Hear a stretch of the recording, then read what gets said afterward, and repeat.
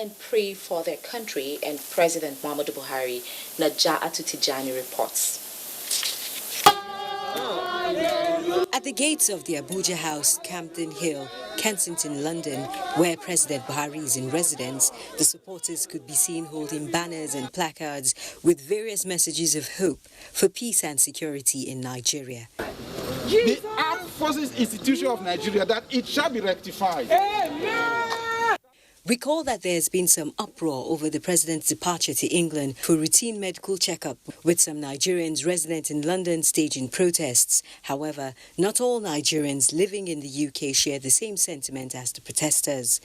So we are here to pray and support Mr. President so that God will grant him good health, grant him wisdom, knowledge and understanding to lead Nigeria to the greatness that we desire and deserve. One Twitter user via his handle at Abdul A. Bello summed it up this way, giving credence to the adage, different strokes for different folks. One thing is also certain, Nigerians everywhere in the world need to unite for the country's progress. Hallelujah.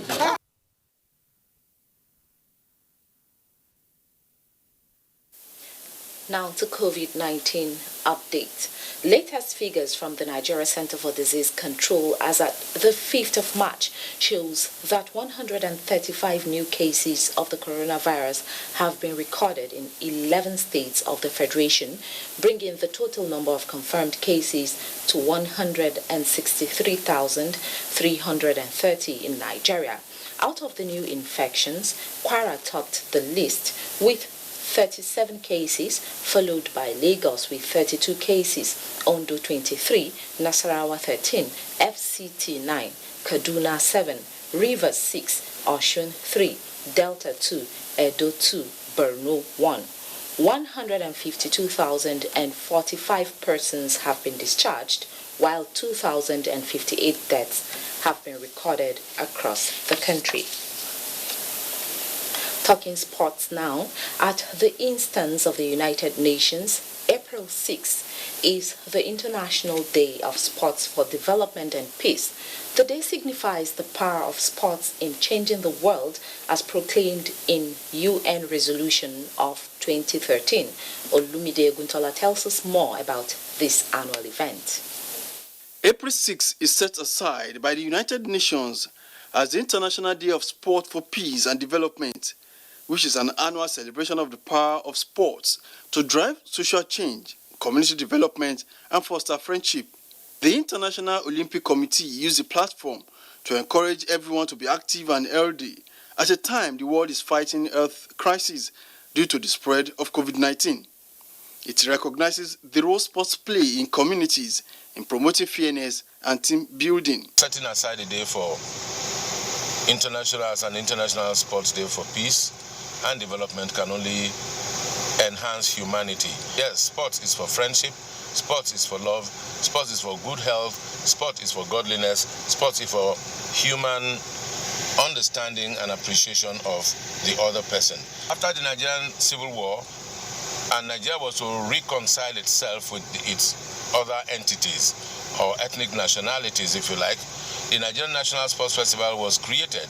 The annual International Day of Sport for Peace and Development brings people of all ages together to inspire hope across nations and cutting across boundaries. This year, we are so lucky that it coincides with our own National Sports Festival. They've come from all the geopolitical zones of the nation with the hope of winning medals as well as promoting peace. This year, as the National Sports Festival will promote peace among our athletes, and going back to their various places will promote peace. However, one essential attribute of sport is fair play, and which all athletes are there to promote. The celebration of the International Day of Sport for Peace and Development began in 2014. In Lagos, Olumide Guntola, NTA News.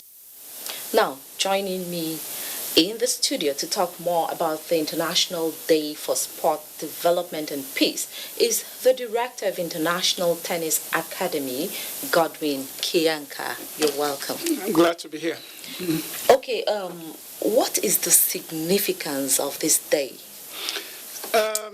It's very important, and I'm glad that the UN as a body thought it fit to hone in on sports and give it a separate day in the calendar year to underline its significance in driving social change.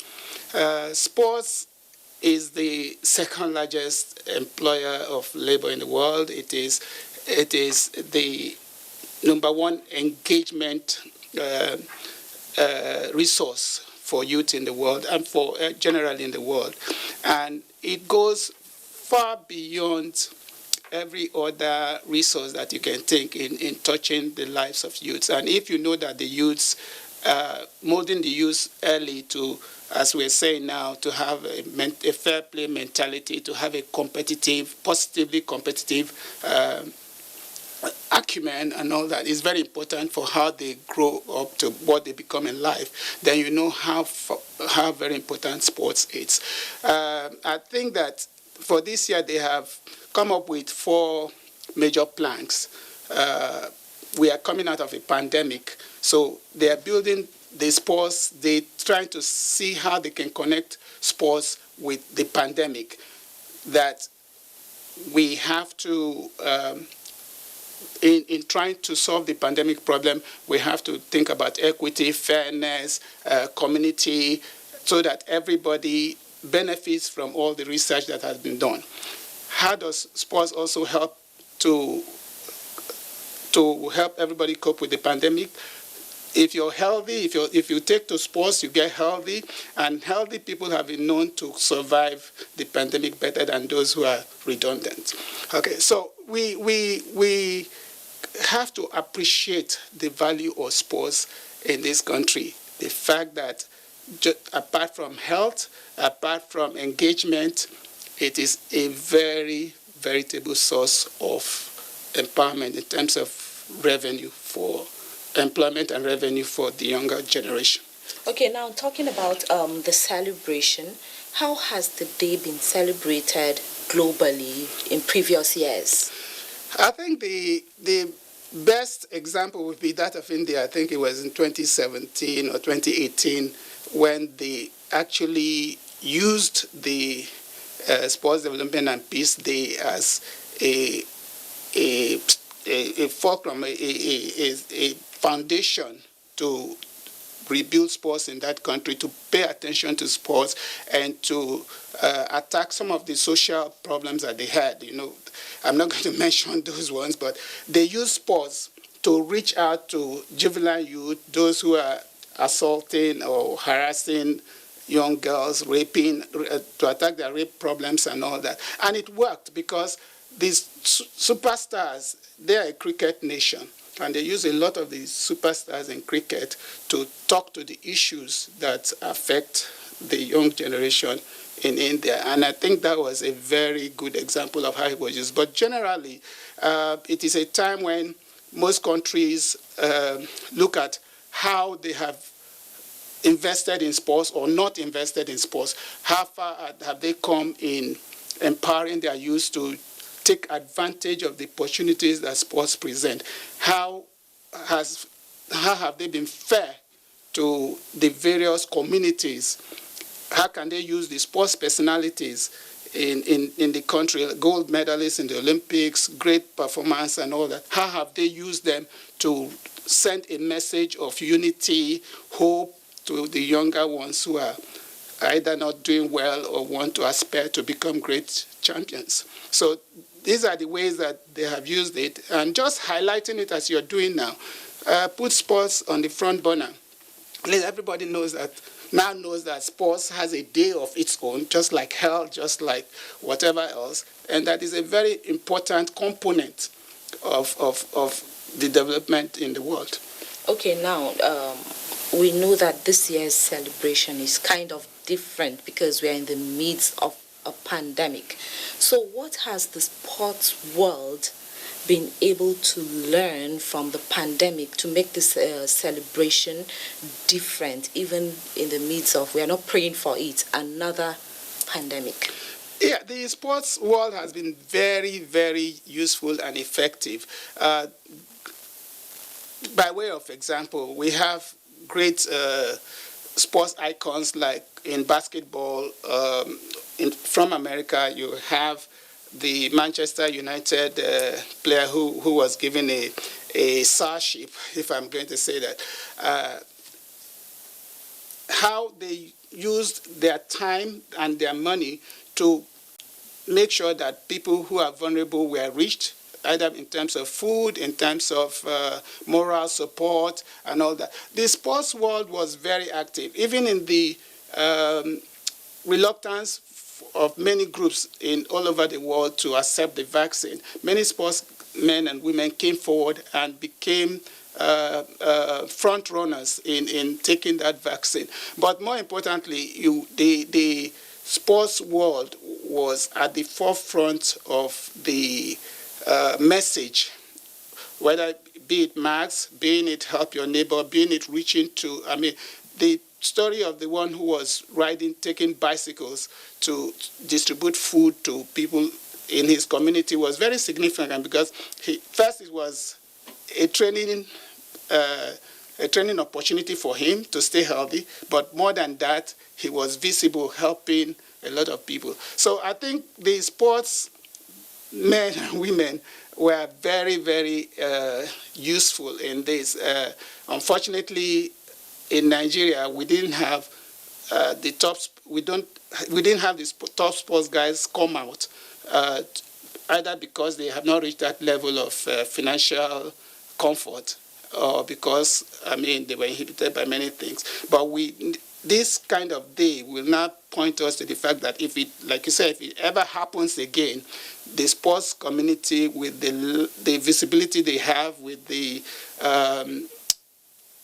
reach that they have, the impact they have in reaching their communities and friends and all that, can come together and even do greater work for their communities. Okay, in the words of Nelson Mandela, sports has the power to change the world. How effective or realistic is this statement? It's more than it's a no-brainer. With all respect to Mandela, the thing I find most interesting about his statement was that this is a man who was in prison for over 5 years, who came out of incarceration and still had a better worldview than our current leaders all over the world, in recognizing that sports has the capacity to change the world, okay, to unite a people in a way that little else does, okay, to inspire, for him to come up with that cerebral statement was touching. And the disappointing thing is that many leaders in Africa have not come to appreciate the role of sports in crime, in social mobilization, and in empowerment. So if Mandela could see that, I wonder why we are not seeing that. We're talking about youth employment. Sports has the capacity to absorb 50% of the Nigerian youth that are unemployed. Definitely. It's obvious, and you mentioned it earlier in the interview, and I so much agree with you. It empowers the youth. It sure Thank does. you very much, Mr. Godwin Kiyanka, for sharing your thoughts with us. Thank you very much. Moving on now, next is Sports Update. Welcome to Sports Update. Ekerekeme Agiomo will be the only male wrestler at the Tokyo 2020 Olympic Games after securing qualification on the final day of competition at the Africa-Oceania Olympic qualifiers in Hammamet, Tunisia. En route his ticket in the 86-kilogram freestyle, Agiomo brushed aside Marhe Ganmi of Tunisia 12-7 before beating Australia's Jaden Lawrence 12-2 in the last four, and then clinched gold medal in the final after defeating Algeria's Fateh Benfradjala 7-6. Agiomo joins the likes of Blessing Oburududu, Aminat Adeniyi, Adijat Idris, and Oduayo Adekworoye as Nigeria's wrestling team to the Tokyo 2020 Olympic Games. Meanwhile, Kenya's athletics prowess continued to soar as the duo of Ruth Chepngetich and Kibiwot Kandi shine at the Nkole Istanbul Half Marathon. 26-year-old two-time winner Chepngetich smashed the world half marathon record, clocking a time of 1 hour, 4 minutes, and 0.2 seconds, beating Ethiopia's Yamlezef Yehalo across the final stages of the race to win by 0.38 seconds. Kandi, who set the world record in Valencia last year, won the men's race in a time of 59.35 seconds. And that's Sports Update. I am Tamara Ebiwe.